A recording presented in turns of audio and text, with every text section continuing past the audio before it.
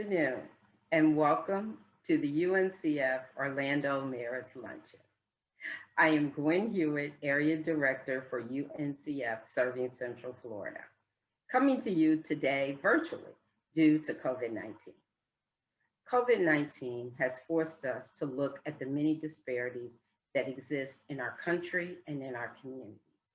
We know at the core of these disparities in healthcare, food, and housing is education. Education makes a difference. Education changes lives.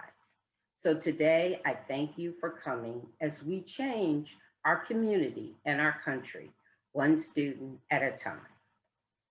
I'm so very excited about our program today.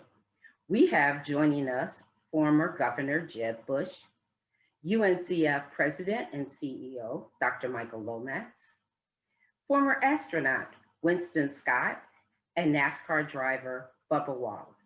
All of these individuals, like you, are committed to supporting our students and ensuring a brighter future. So let's get started.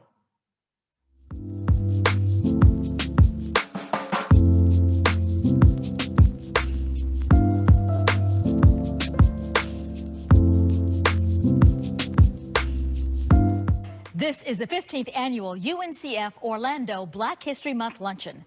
Good afternoon and welcome. I'm Vanessa Eccles, news anchor at WFTV Channel 9. WFTV Channel 9 is a proud media partner with UNCF. It is a pleasure to serve once again as your MC for the annual UNCF Orlando Mayor's Luncheon. This year, like many other events, we have gone virtual. Last year, we were unable to host this luncheon.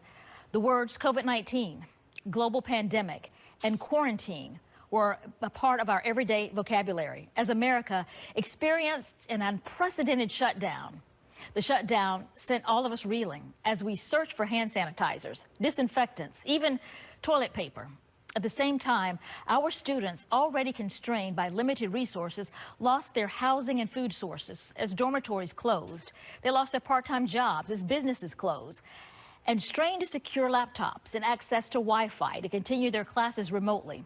So yes, it has been a year of turbulent change for all of us, and now more than ever, our students need your help. Each year, we ask you to give to support our students, but this year, we need you more. By texting UNCF, our students have never needed you more. As we proceed through the event, you can support students by texting UNCF 35 with your pledge amount to 41444. You can do that online at uncf.org/Orlando. Since 1944, UNCF has raised more than $5 billion, yes, billion with a B, to ensure its mission of moving minority students to and through college. Thanks to your help, UNCF supports 37 historically black colleges and universities and more than 65,000 students nationwide. UNCF distributes more than $100 million in scholarships annually. Yet for every scholarship we award, 9 other students are turned away. What happens to all those students will determine the future of our community. Our community cannot afford to lose budding research scientists, frontline workers, or social justice leaders. Supporting UNCF is an investment in the future of these students and the future of our communities. Now let's hear from some of our talented young people. Immediately following, the Reverend Arthur Graham, pastor of St. Mary's Baptist Church, will provide our invocation.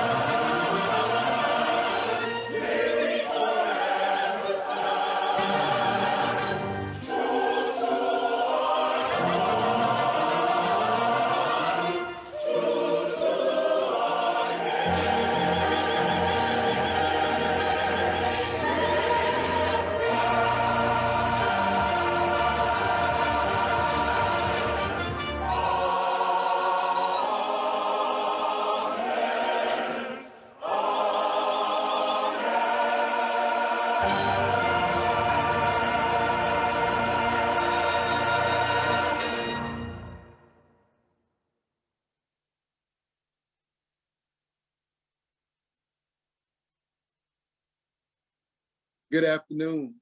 My name is Pastor Arthur Graham of the St. Mary's Missionary Baptist Church in Orlando, Florida. We come now to open up with a word of prayer for this wonderful occasion. Let us bow our heads. Good and gracious God, we recognize all life is a gift and a blessing. Encourage us to be persons of honesty and integrity with giving hearts. Thank you for this wonderful event where our donors and our mission meet. We thank you for our donors. Give us joyful spirits and an eagerness to engage in our mission of meeting the educational needs of those that will benefit from financial resources. Give us hopeful imagination and creative vision. Recognize the generosity in the smallest gift. Give us strong, steadfast hearts, even in times of discouragement. Give us trusted hearts, knowing that the fruits of our labors will be realized long after we're gone. Give us faithful hearts, deeply committed to the educational realm. Let us feel your presence so that we know that we are never alone. Remind us that whatever we do for the least of these, our sisters and brothers, we do for you. We ask this in the strong name of Jesus and in the unity of the Holy Spirit. Amen. Thank you, Pastor Graham, and the amazing students of the 105 HBCU Voices Choir. Let us take a moment now to thank our sponsors, who without their support, this event would not be possible. Our official state sponsors, AT&T, JP Morgan Chase, Publix Charities, and Wells Fargo, and media sponsor WFTV Channel 9 and WRDQ TV 27. Their generous support, along with all of you, is what helps make a difference for deserving students statewide. UNCF Orlando is fortunate to have the support of this community, led by our mayors from the city of Orlando and Orange County. Here are our mayors now with special greetings. Immediately following our mayors are our UNCF 2021 Honorary Chair, Joe Cleveland, former CIO of Lockheed Martin, and known throughout Orlando for his support of education and our youth. He'll bring us greetings. It's great to be with you today for the UNCF Orlando's 18th annual Mayor's Luncheon to help students in our community reach their goals. I am so proud that as a community, we are committed to providing equitable opportunities to help all residents thrive, and this event helps UNCF provide scholarships and programs so students from low and moderate income families can afford college tuition, books, room, and board. We should all be proud that UNCF institutions, including the 3 in our state, have impacted the lives of so many in our community. This luncheon is a success every year because of everyone who attends, whether it's in person or virtually. And I'm certainly grateful for the team at the Orlando UNCF office for their dedication and commitment.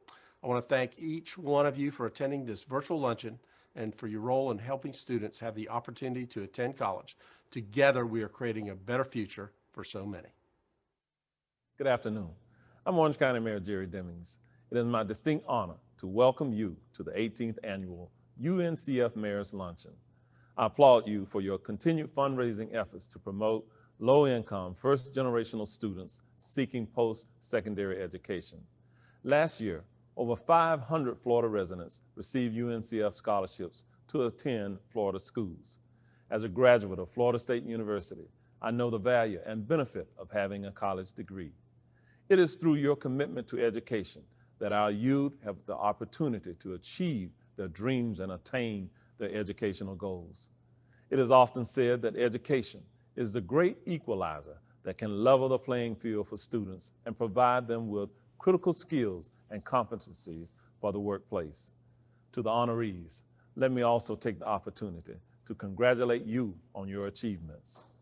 I would also like to thank my fraternity brothers, Joe Cleveland and Irving Matthews, for their contributions towards improving the lives of young people in the Central Florida area.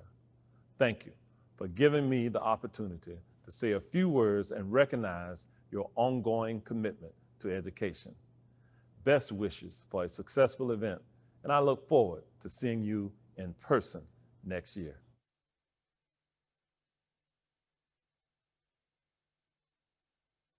For every one of us that succeeds, it's because there's somebody there to show you the way. Oprah Winfrey goes on to say, the light doesn't always necessarily have to be in your family, For me, it was teachers in school. Oprah got it right on so many levels in this quote, and I believe UNCF has been a bright and shining light for hundreds of thousands of African Americans.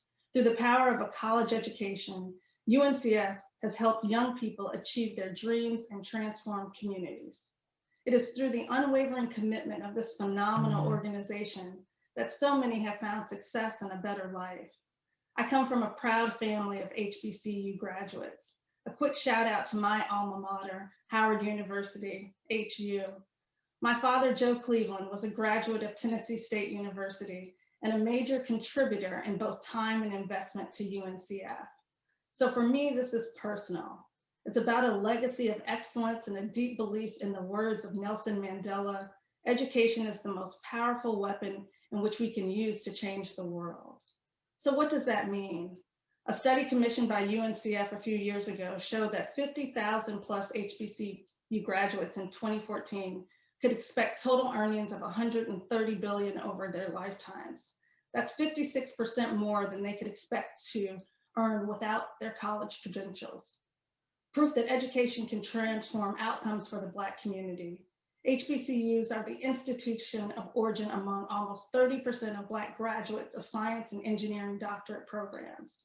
As an executive for Lockheed Martin Corporation, this matters. Engineering is foundational to our business success, and I'm proud to say that our partnership with HBCUs is a critical part of our diversity recruiting strategy. Earlier, I mentioned my father, Joe Cleveland. For those of you who may not know, he also was a successful executive at Lockheed Martin. And yes, I had the benefit of calling him dad and claiming him as my mentor too. My father was also a committed community advocate here in Florida. And by many accounts, he was a prolific and inspirational leader that made a difference. In 2007, the Orlando Sentinel did an article about my father, and one of the community board members said this about him: he's been right in the thick of everything that we've done. He cared enough to be vitally involved. So today I encourage you to care enough to be vitally involved and give to the UNCF. Give because it's an investment that matters. Give because it provides a future path to success to a young person who will change the world. And give because you want to be a part of the century of legacy that has enabled access to education for generations. I encourage you to join me and my family in being the light that shows the way, and also want to thank you for recognizing my father.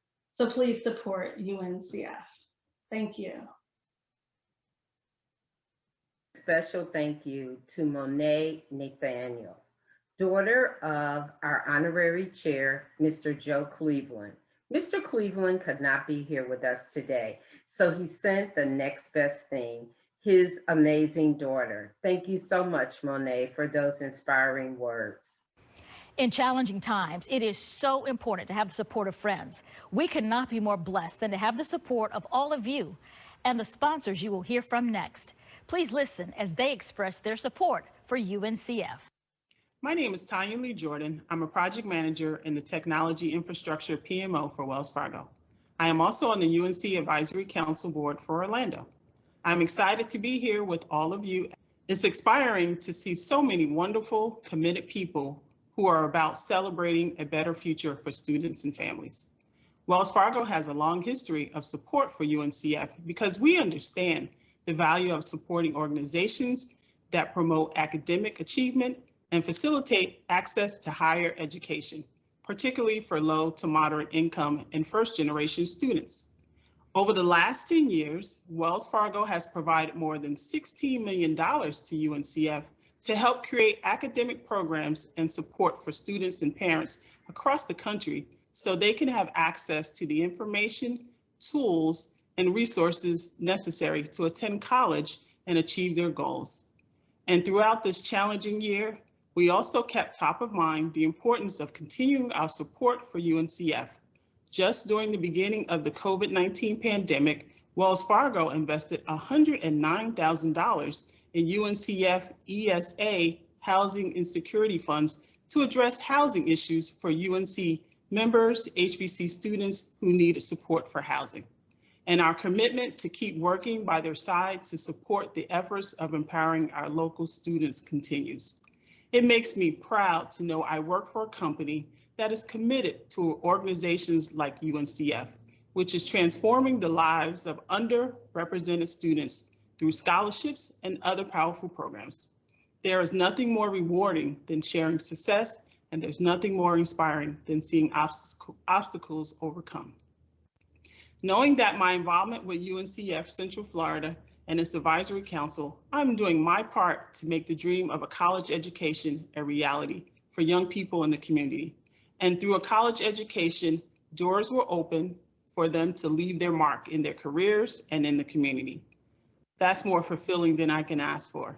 So thank you to all of you who have supported UNCF and in turn supported the betterment of lives through opportunity. This is how you build a business that builds a community. This is how you turn a house into a home your children's kids can someday own. As you continue to strengthen your legacy and financial future, Wells Fargo will be by your side, helping you make it happen. This is your moment. This is how empowered becomes empowerful.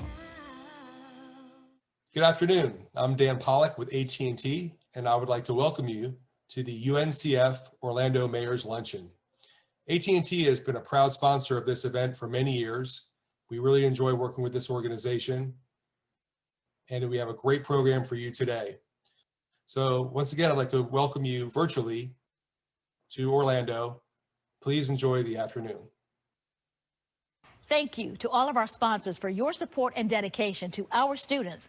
We know that all universities and colleges have been critically impacted by COVID-19, but our HBCUs operating with small endowments to draw upon and constrained budgets feel the financial demands of this global pandemic more deeply.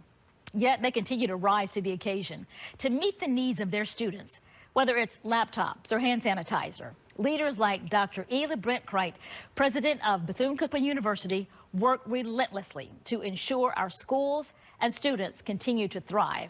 Let us hear from him now. Greetings from the great Bethune-Cookman University. My name is Brent Kright, president of BCU, and it is my pleasure to bring you greetings on behalf of our trustees, faculty, our staff, and our amazing students. Let me first start by acknowledging and thanking Governor Jeb Bush, who I know is coming back after almost 20 years, full circle, and giving the keynote addresses at multiple events celebrating this UNCF and state of Florida critical partnership.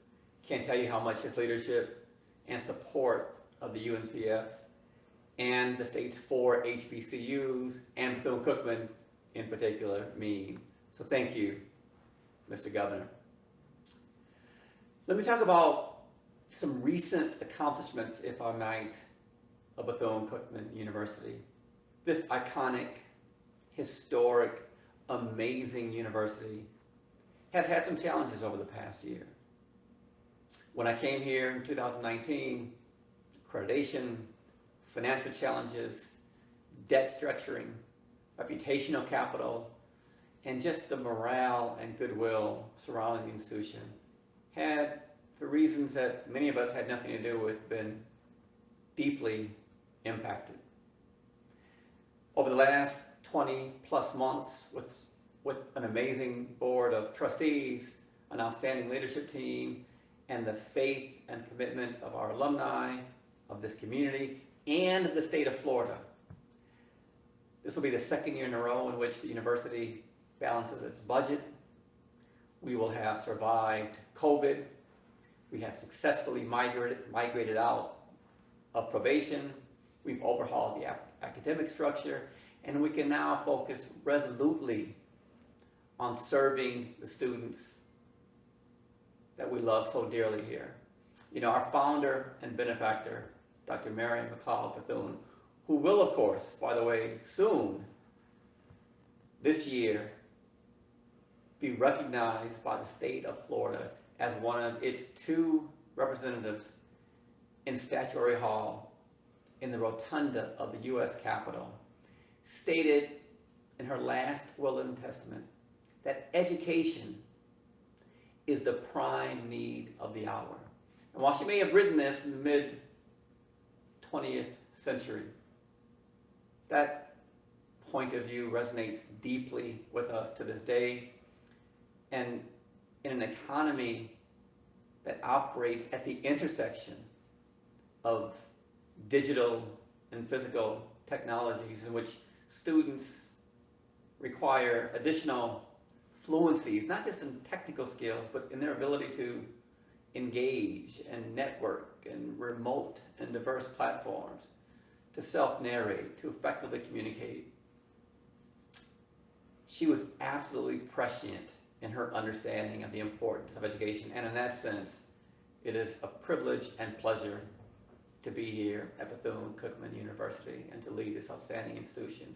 It is my absolute pleasure at this point to share with you two brief stories of a couple of our amazing students who in many ways represent the very best of HBCUs in general and of Bethune-Cookman University in particular. Thank you to the UNCF and to each of you all of your support. Wish you Godspeed, safety, and good health. God bless you, and hail Wildcats. And thank you for the work you're doing. We stand behind you in supporting our students. And now some very special guests would like you to know exactly how much your gift means.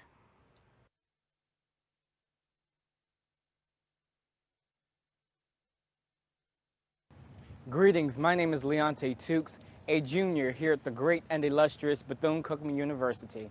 I come to say thank you to the United Negro College Fund for all its work and dutiful efforts to helping me and other young African-American students achieve their dream of attending a four-year institution, most notably an HBCU.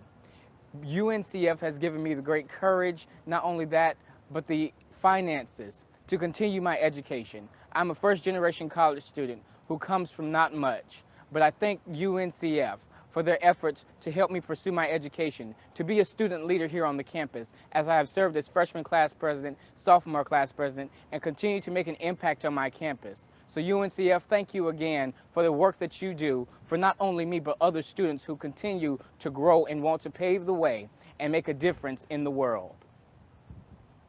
Greetings and humble salutations. I am Ezekiel Woods, a second-year biology pre-medicine student at the Florida A&M University. As an adolescent, the first home I resided was an emergency shelter home. During that time, I was actually homeless with my mom, and we went through a lot of struggles. And I never thought I would see the day I would actually go to college and have college paid for, with certain scholarships like the UNCF scholarship. She did everything in her power to make sure I was fed, bathed, and really taught me to be self-sufficient. You know, those traits of being resilient and being strong were continuously tested in that time and has been instilled into me and him today. Right now, my mom was able to get a job as a nurse, but during the time of my high school career, my high school years, she didn't have a job, she was unemployed. And it was really hard for her and me to actually, put food on the table, to actually, go to school every day, get a ride to school. It was really hard for me during those times.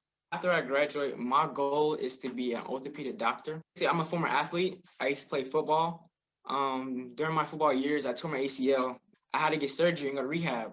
And I kind of fell in love with how they're able to get me back on track. I was going to be in the realm of, sports medicine while being an orthopedic doctor. So I want to work with mostly athletes because I'm an athlete myself. 2020 was quite a year. Class had returned to virtual, all virtual. Going to HBCU, we have a lot of events on campus that kind of bring everyone together and so we can enjoy ourselves, but that had to stop. I couldn't go to the library as much as I wanted. I love the library. Being virtual is so hard because you have to wake up in the morning for class online and you might have class all day online. And it's quite different from having class in person. You can't really interact with professors as much as we want to. It really changed my aspect and really kind of taught me a lot about myself as a student. I learned that I can't procrastinate as much, especially when your class is online. I'm really more disciplined ever since the pandemic had hit. And now that I have scholarships like the UNCF scholarship to help me along the way to receive the education I need to become a doctor. I'm very grateful for having the opportunity. Thank you so much for letting me alleviate my college expenses. I don't know what I would do without the scholarship. I wouldn't know where I would find the money to actually get these classes covered. And I won't be able to graduate if my balances are not paid for. So to all UNCF donors that are donating their money, we really appreciate it. I really appreciate it to the bottom of my heart. I would like to thank all UNCF donors for allowing me to pursue my dreams of being an orthopedic doctor. And I'll be glad to become a UNCF donor myself when I become that doctor. Thank you.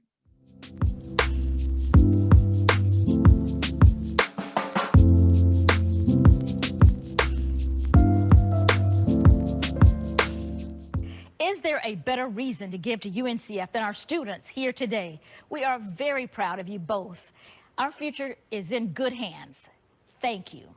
Don't forget, you can text UNCF 35 with your pledge amount to 41444. You can do that now and show your support for these young people. Now, originally, this luncheon and the other ones across the state of Florida were called Governor's Luncheons because of our special guest today. Here to welcome him back to our luncheon is Joe York, AT&T Market President. Thank you for having me today. AT&T is always honored to support UNCF and participate in this annual event. While we can't break bread together this year, I'm glad to see the tradition of supporting our Florida students continue. A tradition AT&T has been supporting for nearly 20 years when we first gathered in Miami. That was my first year with the company. And if memory serves me correct, my friend Governor Bush began chairing this event in 2003. Since then, this effort has taken root. And now there are luncheons like this in 24 states and in Washington, D.C. Here in Florida, the event has generated over $2.5 million in support to our students and introduced more than 2,300 guests to UNCF. This year, the need is more important than ever, as some students have lost their ability to pay tuition because they've lost their jobs due to the pandemic, while others have lost the roofs over their head because campus housing has been reduced or closed due to COVID protocols. Your support and that of our sponsors will help move these students from crisis to stabilization. And I thank you for that commitment. I've always felt a strong connection to UNCF. You see, I was the first person in my family that was fortunate enough to attend college and graduate.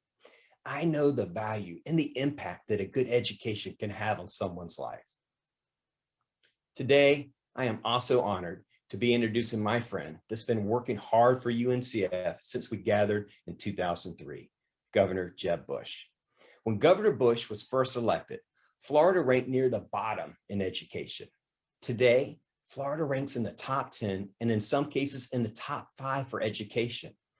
That is a direct result of his commitment to education reform, whether it be through his A+ plan or the Foundation for Excellence in Education. Jeb has been a champion for secondary and post-secondary education for decades. He understands the value of ensuring that our Florida students have access to high quality education and the opportunities that will follow. Governor Bush, we are honored that you could join us here today. Welcome.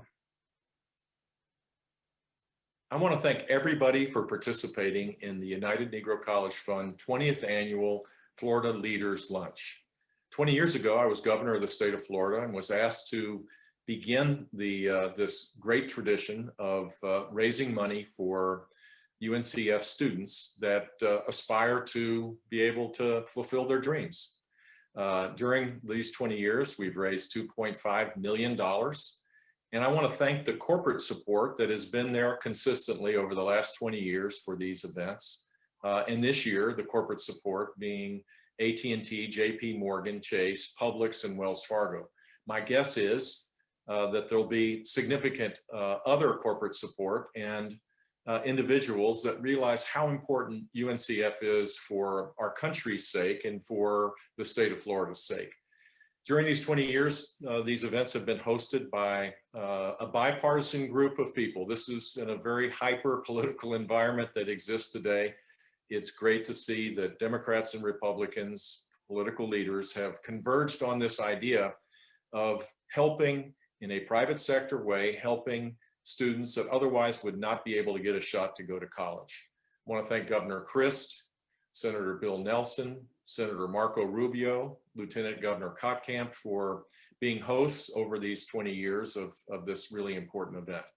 Why is this important? Well, it's important from a policy point of view because literally millions and millions of people who want to improve their life, to be able to rise up, who have the desire to do so, who have the skills to do so, who have the dogged determination to do so, but don't have the skills necessary to be able to match their desires to rise up.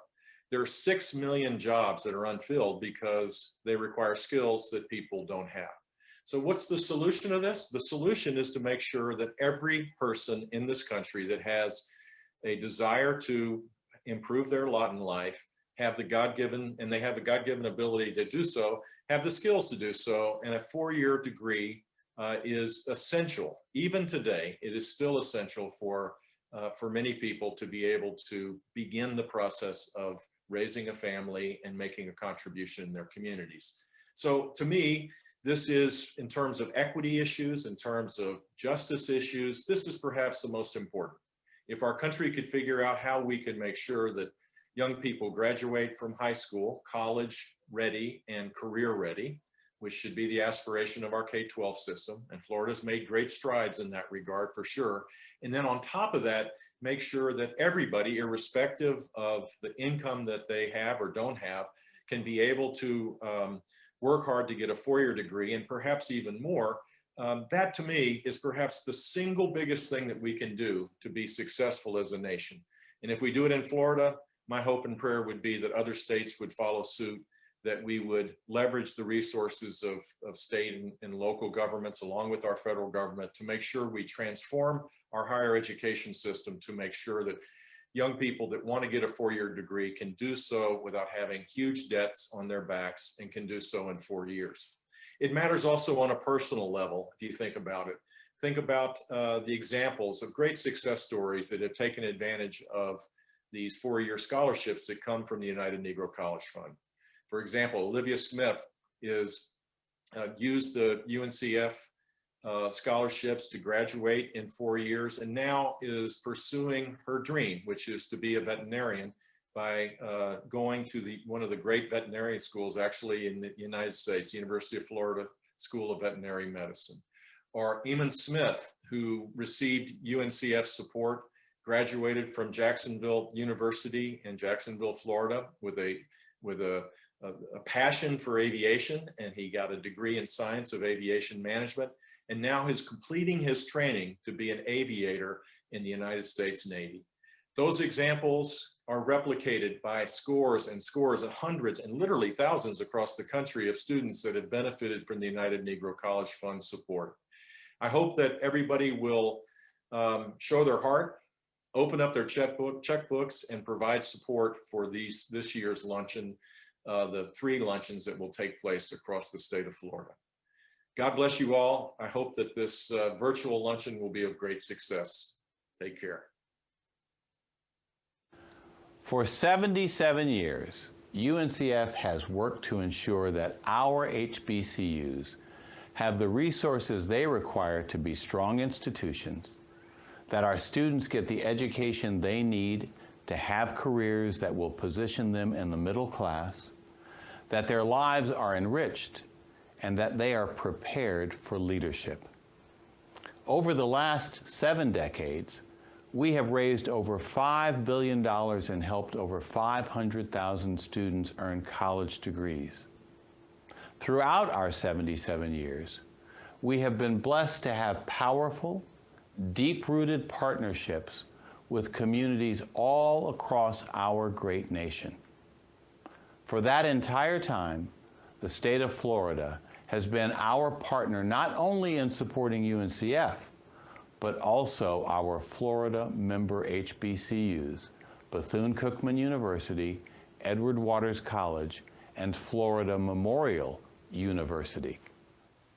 In 2003, Governor Bush founded this event with UNCF to build statewide support for UNCF and our member HBCUs.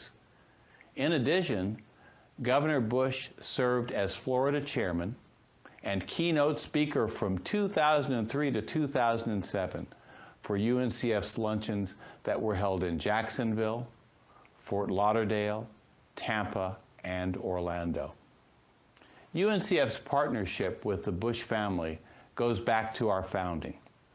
Senator Prescott Bush, Jeb Bush's grandfather, chaired UNCF's Connecticut campaign. His father, President George Herbert Walker Bush, while an undergraduate at Yale University, led a campus-wide campaign to build support for UNCF. His father also teamed up with President Clinton to lead a campaign to help Gulf Coast HBCUs and their students deal with the aftermath of Hurricane Katrina. And his uncle, Jonathan Bush, was a longtime UNCF board member, chaired the UNCF board, led a UNCF capital campaign, and chaired the search committee 17 years ago, which selected me as the CEO of UNCF. In addition, his brother, George W. Bush, appointed me to his board of advisors on historically black colleges and universities, and to the founding board of the National Museum of African American History and Culture Plan for Action Presidential Commission. The Bush family's national impact on the growth of UNCF has been profound. And in Florida alone, these luncheons have welcomed more than 1,370 guests and generated more than $2.5 million to support UNCF, our member HBCUs, and their deserving students. And over the past 20 years, this fundraising tradition has grown. And we have been honored with the support of other Florida officials, including Governor Charlie Crist, Senators Bill Nelson and Marco Rubio, and Lieutenant Governor Jeff Koltkamp. The growth and success of these events could not have happened without our volunteers and corporate statewide sponsors, AT&T, JP Morgan Chase, Public, Supermarkets, Charities, and Wells Fargo. 2020 has been a year like no other in our 7-decade history. The COVID pandemic and the surge of renewed racism, inequality, and inequity have made this a year like no other. And honestly, I thought that UNCF and some of our HBCUs would be permanently damaged by the challenges. But across our country, hundreds of thousands of donors, allies, and champions stepped up to ensure that our HBCUs and our students would have much needed support, because we all share a profound belief, namely that a mind is a terrible thing to waste, but a wonderful thing to invest in. Thank you. Thank you again, Governor Bush, for committing to UNCF and the children of Florida so many years ago. Dr. Lomax, we are so very honored to have you join us today and share those amazing connections between UNCF and the entire Bush family. It is now my great pleasure to welcome two trailblazers, former NASA astronaut Winston Scott and NASCAR Cup driver Bubba Wallace. Both men, decades apart in their careers, share many things in common, though. They are African-American men who are often the only African-Americans in the room. Astronaut Scott took his first flight to the moon in 1997. Bubba Wallace was 4 years old then. But decades later, he would go on to become one of the only African-American stock car drivers in America. So while much has changed in America, many things have not. Please listen as these two trailblazers share their story. These men were inspiring to hear from. If you would like to hear the complete interviews with these trailblazers, visit uncf.org/Orlando or at 9family.com, both of which are captured in the chat. First of all, thank you very much for joining us. I have to ask you this question. You in college were a music major, so how does someone go from being a music major to an astronaut? What is that journey? Well, aside from being just a brilliant individual that just made the transition, no, in all seriousness, yeah, I was a music major in college because I thought that when you went to college, let's back up a little bit. in school, when I came through school, there were no programs at that time to introduce kids to engineering and science and physics. I was always interested in technology and things, but I didn't know what an engineer was. I was a very good musician. I got a scholarship to go to school and study music. And but while in college, I sort of discovered engineering. My roommate was an engineering major. And I thought, yeah, I'm supposed to be doing that. So I started taking math and science and engineering courses as an overload. So that was my segue into it. I had gone too far through undergraduate school to finish 2 majors. Finished my music degree, went into the Navy. The Navy sent me back to school to finish my engineering degree, and then advanced degrees in engineering. So that's kind of how it happened. When you were growing up, did you have this boyhood dream of, I would like to be an astronaut? No, when I was growing up, I was fascinated by airplanes and spaceships. I watched them on TV and on the movies. I built what models I could. Again, we didn't have the real nice facilities in my neighborhood to build really nice model airplanes, but I did what I could. I was always fascinated by and loved space shows on TV, but I never thought I could do it. It just wasn't a reality. Didn't see anybody that looked like me flying airplanes. So the answer is it wasn't a reality to me. It was like watching a Superman or Batman on TV. It's cool, but I can't do it. It wasn't a reality until quite a few years later. And so what prepared you for this career? Was it your career in the Navy, or what was it? Well, first of all, I have to back up. I came from a family that valued education. Our parents taught us kids that education had to be #1 in your life before you did any other activities, sports or music or whatever. So they saw to it that we got a good, solid education. I was always a good math and English student, a good student all the way around, but I had a good math propensity. So that prepared me in one way. And then all parents also taught us that if there's something you want, you have to go for it and don't give up. You persevere, you stay the course. And so that's what did it. And like I said, in college, I began to take math and science and physics and all that as an overload to my music classes. So I was taking 19, 20, 21 hours per quarter because I was studying calculus in addition to music theory. And I enjoyed it.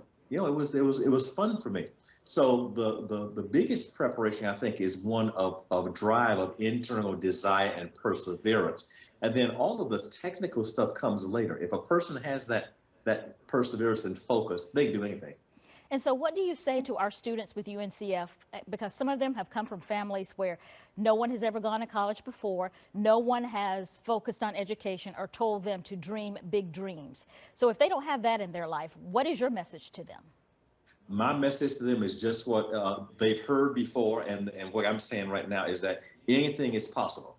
And that truly is the message. Anything is possible if, #1, you're prepared for it, and #2, you take advantage of the opportunities when they come along. I challenge students to, first of all, be excellent, study, learn as much as you can, expose yourself to as many different fields of study as you can, as many different people as you can. And I urge them not to be afraid. Too often I'll talk to young people, and it's unfortunate that a lot of young people who say this are our own people of color. They ask questions like, were you afraid? You know, were you scared in space? No, I tell you, don't be afraid. Life is not about being afraid. Young people should be bold, be daring, be bold, find something you want and go for it. So those are the messages I try and get across to it. The technical things will come later if you have that boldness, that perseverance, and the desire and the drive. When you look back at your life and you think about, I have been an astronaut, I have been in outer space, is it for you like, wow, I can't believe I accomplished all that? Or is it like, I kind of knew my life would have this trajectory? It's a little bit of both. Even though as growing up, I didn't think specifically I would become an astronaut. I always thought that I could do something outstanding. I didn't know what it was. I thought my outstanding accomplishment would be in music. I thought I was going to be a Quincy Jones or a Henry Mancini or a Miles Davis. That's what I thought. But I always thought I could do something unusual and something out of the ordinary. So when I look back on my life, I am awed because I've been blessed to be one of very few people who've done what I've done. But at the same time, I believe that it was ordained for me way back when, and that it was coming, it was going to happen. But again, this is hindsight, looking at it in hindsight. Well, thank you very much. This has been a great interview, and I appreciate you taking the time for us. And again, next year we expect to see you in person. Fingers crossed. I would love to. Thank you very, very much. Take care. All right, thank you.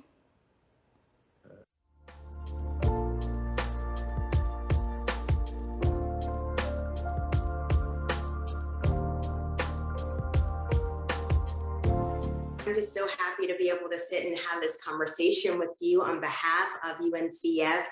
Our local community is just so happy to be able to hear from you today. So we'll go ahead and get right into it. I want to first just have you talk to me about what the last year has really been like for you. There's a couple gray hairs in here somewhere. I think they're mostly my beard. Yeah, a lot of work, that's for sure.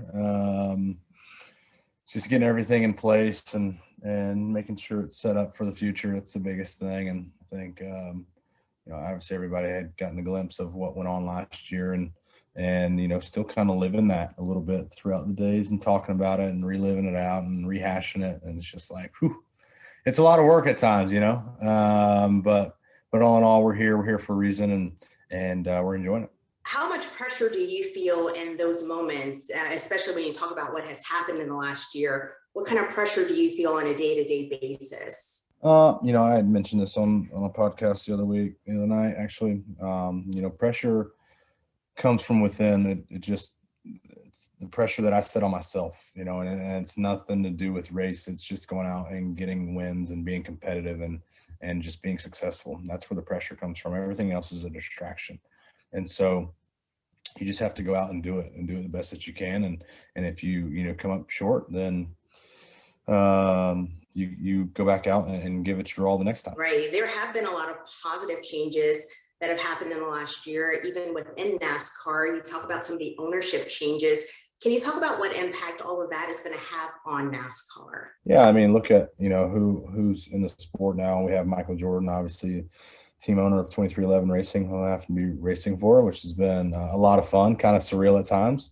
Who else? Pitbull has come into it, and you know, he's really about changing the culture and you know, bringing this out to a more populated, you know, fan base and a more diverse fan base, and that's big. So I think with all the new changes, getting a new demographic inside the sport, getting more minorities into the sport is huge, and I'm proud to kind of be helping lead that front and making a positive impact for the ones that do come through after me, or the ones that are just coming in now to be a part of our fun sport.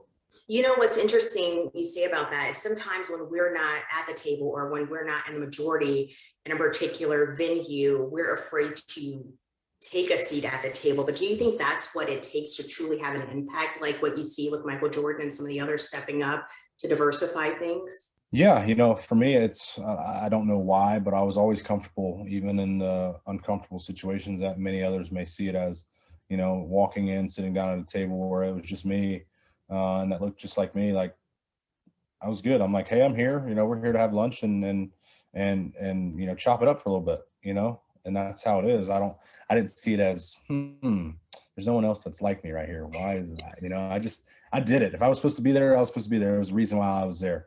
And I was comfortable with that. And so it's encouraging other people to be comfortable in their skin, to be comfortable with the way they talk, the way they walk, and just the way they carry their life. Bubba, you are famous. I don't know if anyone's told you that recently, but you are famous. How does that feel? And what has been the most surprising thing for you about being famous? Now, Michael Jordan's famous.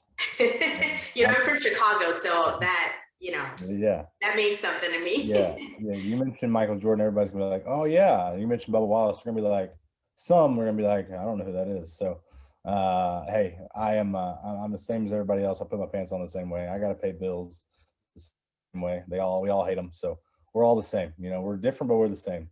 But you know, I've never tried to get the big hit and become something bigger than I am. Yeah. You think NASCAR still has a long way to go though, in terms of, you know, truly diversifying and being more inclusive? I think, you know, there's every organization does really, you know, everybody is starting to see like, oh, we need to do this. We need to do that now. It's like, we should have been doing this a long time ago. And that's from your Fortune 500 companies. That's from your sanctioning bodies. You know, that's from your sports leagues. That's, you know, everything, you know, everybody. It's like, now it's an issue because it's now being brought to light. And so, so yeah, I think, you know, NASCAR has some room to grow.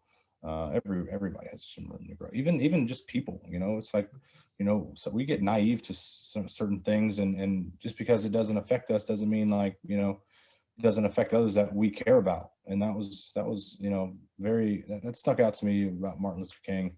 You know, if it doesn't affect you directly, it affects others indirectly. And it's just like, think about that for a second, you know?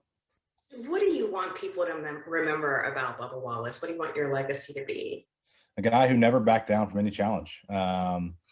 Guy who never seen barriers. You just kind of go right through them.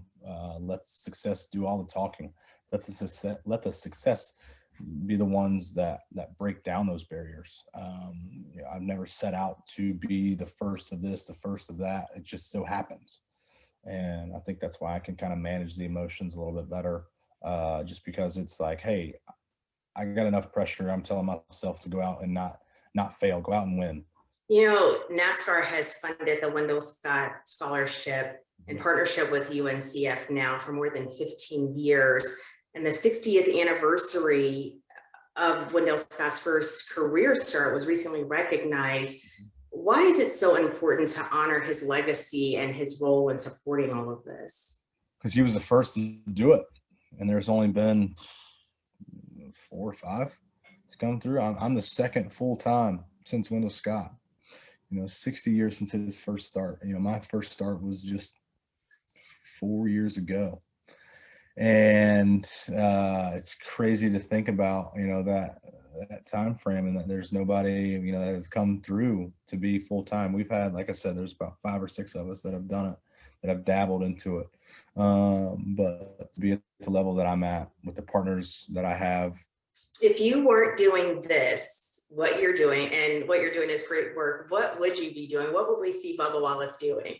Oh man, I don't know. I played basketball before I started racing, but that's for sure not the route for me. After every time I pick up a basketball now, it's like, man, I know my boss is MJ. I got to step up now. You know, that's where pressure comes from. Racing for MJ, it's like, be careful picking up a basketball around him because you got to have it.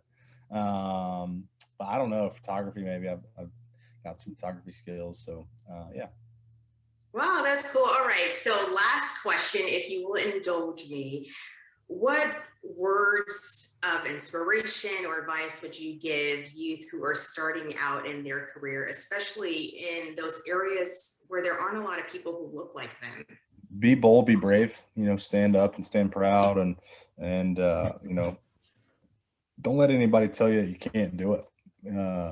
Because of whatever, you're the deciding factor on if you can do it or you can't do it. I was told that if you can't do something, that means you certainly am not trying. That's what can't stands for. And so just make sure you give it your all, give it your 110% each and every time. And, you know, you'll quickly find out if this is the path you need to go down or if you need to switch it up. You know, find what suits you the best to make you successful. Congratulations to this year's NASCAR scholars. Autumn Ford, freshman at Howard University. Bethany McCullough, a freshman at Georgia State University. Kirsten Patrick, a freshman at Dillard University. And Wilson Pierce, a sophomore at Dartmouth College. Congratulations to you all. Good afternoon. My name is Jerry D. Breckenridge, and I serve as the Central Florida UNCF Leadership Council Chairman.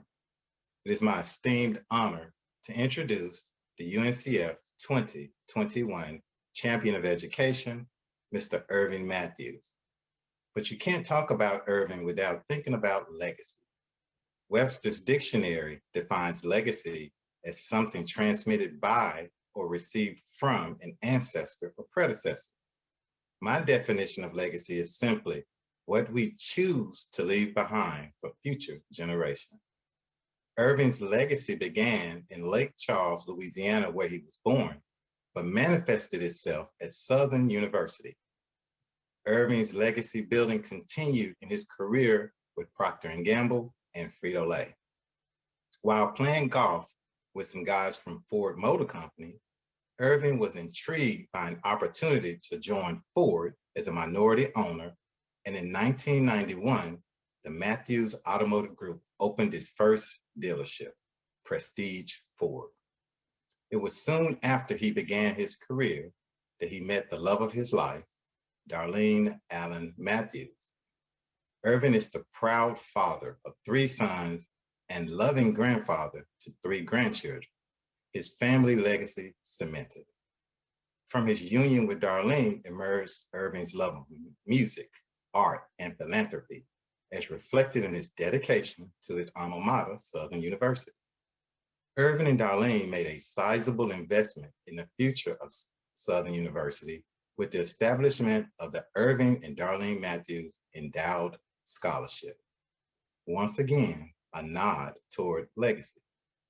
Those that know Irving also know he has overcome difficult circumstances in his life, not the least of which is the recent passing of his loving wife, Darlene. Irving has demonstrated the important role his family, business, and community played in creating his legacy, a legacy that is honored today. It is again my esteemed honor to introduce the UNCF 2021 Champion of Education, Mr. Irving Matthews. Greetings, I'm Irving Matthews, and it's certainly an honor and a pleasure to receive this award, especially as it's focused on education and especially as it's focused on our youth. That has been a major emphasis and focus of mine. I have been really involved with youth education for many, many years. I remember years ago, back in the 80s, when Mayor Fredericks of Orlando appointed me to the Youth Opportunity Commission, which created the Compact program in the Orlando area that was primarily focused on at-risk youth. And since then, I've really been involved in the universities. Was chair of the board of Bethune-Cookman for 5 years. I was actually on that board for 9 years. And UNCF played a major role there within that institution as we tried to move it to the next level. And when I became chair, we were a college, and we made the move and became a university there. But most importantly, we grew the university. We also grew our endowment, which is very important to HBCUs. And I often look at HBCUs as I'm involved. I'm a graduate of Southern University. I graduated in engineering and went directly into manufacturing management. Spent about 20 years there. And upon completing about 20 years in manufacturing, I decided to go into business for myself. And I might add that that was 30 years ago in 1991. And I currently own 4 dealerships, one in Florida, one in Georgia, and 2 in Oregon, which keeps me on the run a bit. But that certainly has not taken away from my commitment to especially HBCUs and my alma mater, Southern University. I am really involved with Southern. I have 2 endowed scholarships there, and they're primarily focused on what I consider African-American males with potential. And what I'm looking at is those individuals with the 2 7s, 2 8s, 2 9s that typically don't get the scholarships. And I really want to make sure that we're not losing a lot of the young African-American males out there. I've looked at it, and a lot of times when you look at it, they maybe did not perform as well the first year or 2 in high school, but then they get it. In the last couple of years, they performed very well. And I'm finding that those individuals will perform well in college also. I am totally committed to that program. We're currently I am helping fund a new building at Southern University, which is the Matthews Innovation Center. And we're primarily focused on entrepreneurship. We will have an incubator in it, and we will tie in with the business school and have them teach classes there so that we can teach our young students how to get into business for themselves and run their own business. I am totally committed to it. We have a lot going on there at Southern, and I will continue to support UNCF. And I hope everyone that's listening to me would also support UNCF as well as the HBCUs. Too frequently, we do not. We get our education, we leave, and we don't give back.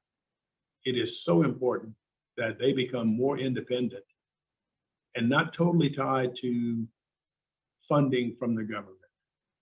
When the government cut funding in HBCUs, they hemorrhage while the larger institutions bleed slightly. We hemorrhage because we don't have the funds. We need to get rid of all of the excuses that say, well, I had to wait in line for registration, or, I want to know what they're doing with my money and all those other good things. Yes, that's a good concern to have, but it's certainly not a reason not to give. I ask that each and every one of you rethink that and commit yourself to giving back to our HBCUs, which are so important to educating our kids. There's so many of our kids that would not, probably myself included, would not have completed college had we not gone to an HBCU where we had people that were concerned, people that had our best interests at heart, people that were willing to take the extra time to assure that we succeed. So in closing, I ask each and every one of you to support UNCF and our HBCUs.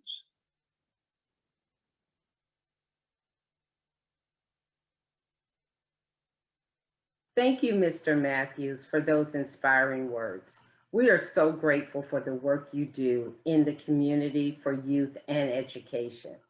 On behalf of UNCF and our Leadership Council, I present to you this special award created for you by Mr. George Gatson, internationally acclaimed artist and Florida resident. This is just a picture, but the real one will be at your doorstep soon. Congratulations, Irving Matthews. Thank you for your continued leadership in our community. Supporting UNCF students and schools is the mission of UNCF, and it's why we're here today. Now, what you may not know is that in addition to Governor Bush, who served as this luncheon campaign chair, and AT&T, the initial sponsor for the luncheon, we also have the man who had the vision of the Florida Governor's Luncheon, Maurice Jenkins, Senior EVP of Development for UNCF, and our next speaker.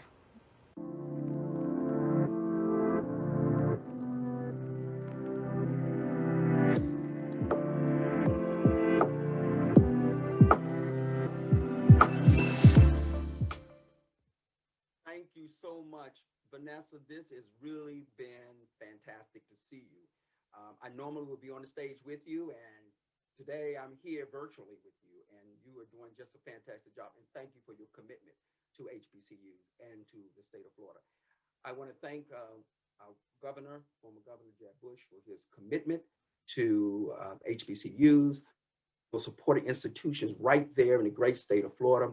I'm so appreciative of him. And as everybody's already said to you, we've been doing it now for 20 years. And we're all over America having these mayor's luncheons and governor's luncheons and Speaker of the House luncheons. So we are excited, and we have raised tons of money, as you have heard. The sponsors, we cannot do this without the sponsors, and you know the statewide sponsors, and that's AT&T, JP Morgan Chase, Public Supermarket Charities, and Wells Fargo. Wells Fargo and JP Morgan Chase are on the national board of the United Negro College Fund. So they have a broad commitment even nationally, and I thank them for that commitment, and their continuous support. I just am so elated when I see all these wonderful individuals that we have honored today that has made impact difference on the lives of those they touch and the lives that they pass along the way in their journey, this life's journey. This has been a complicated year for us, very challenging. However, Floridians have stepped up and made a difference. You've sponsored these luncheons, and this is the third luncheon that we've had here. We were in Tampa, we were in Fort Lauderdale, and now we're in Orlando. And you have stepped up, the leadership councils have stepped in place and made sure that these virtual events were successful. And I thank you for that. And on behalf of our president and CEO, who you heard from earlier, who gave you all the numbers around it, Dr. Michael L. Lomax, who was a former president of Dillard University, who understands. And so we really appreciate it. So thank you very much for all that you do, and the staff, the UNCF staff, thank you for your commitment to make a difference. Gwen, fantastic. Paul, fantastic. Haki, fantastic. Roxanne, fantastic. And Jasmine, fantastic for all that you do. You're the hardest working staff members, and I appreciate it. And the schools appreciate it. Our 3 historical Black institutions right there in that state: Florida Memorial University, Bethune-Cookman University, and Edward Waters College. So we thank you for being here today. And remember, a mind is a terrible thing to waste, but it is a wonderful thing to invest in. May the Lord be with you.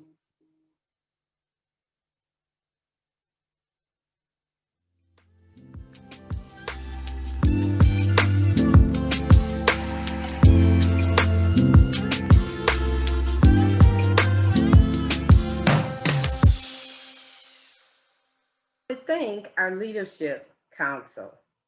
Here are the faces of Orlando community leaders that I'm sure you will recognize. They comprise our UNCF Leadership Council, led by Jerry Breckenridge. They are the wind beneath our sail. And a very special thank you to Sandra Jeter, our luncheon chair. You make this event very special each year.